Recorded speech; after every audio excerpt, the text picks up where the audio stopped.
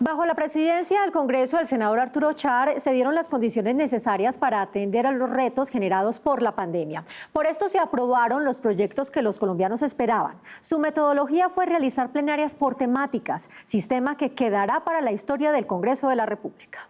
Viendo lo siguiente, la mesa directiva ha convocado a esta sesión con la finalidad de escuchar las voces de quienes han venido liderando el paro nacional. Solo el diálogo bastó. Fue el presidente del Congreso, Arturo Char, quien reunió, escuchó a todos los actores involucrados en el paro nacional. Escuchamos a los líderes del paro, a la sociedad civil, a los jóvenes, escuchamos también a los gremios económicos, a los órganos de control y también al gobierno nacional. Es decir, el Senado fue el escenario natural de la democracia donde deben llevarse los temas más sensibles de la nación.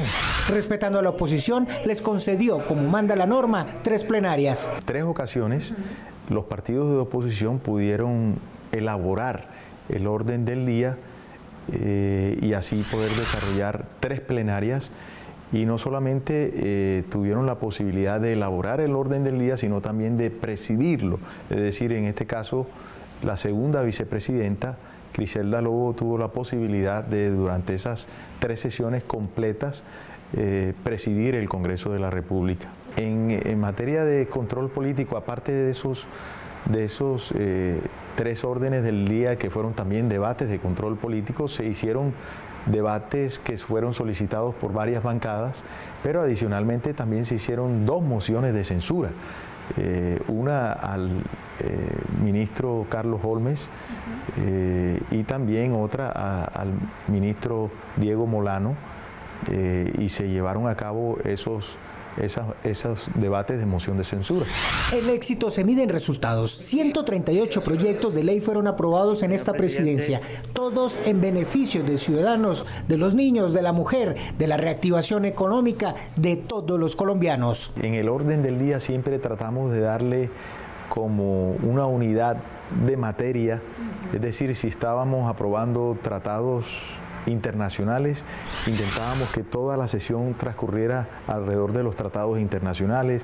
Si eran temas de la mujer, incluso le dedicábamos una sesión completa a los proyectos que tenían que ver con la mujer. Un buen uso del tiempo, es decir, creo que dejamos un sello en la parte ejecutiva, es decir, se tramitaban los proyectos de una manera mucho más lógica y menos caótica, lo cual era mucho más fácil de entender y era mucho más fácil el trámite de los proyectos de ley. El presidente del Congreso presidió de forma presencial todas las plenarias hasta el último día. Su compromiso fue honrado. La Corte Constitucional en el año pasado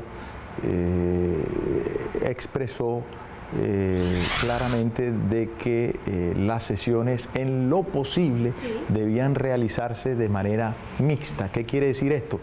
De que la mesa directiva tenía que estar físicamente en el recinto conjuntamente con el secretario general, la jefa de relatoría, la jefa de leyes y desarrollar una sesión donde se pudiera garantizar el derecho a aquellos senadores que quisieran físicamente asistir al recinto y abrir el recinto del Senado de la República, pero también garantizar el derecho a aquellos que no querían asistir físicamente por cuestiones de salud y poderse conectar de manera virtual. Entonces, eso se denominó unas sesiones mixtas y pudimos desarrollarlas de esa forma hasta finales de esta legislatura.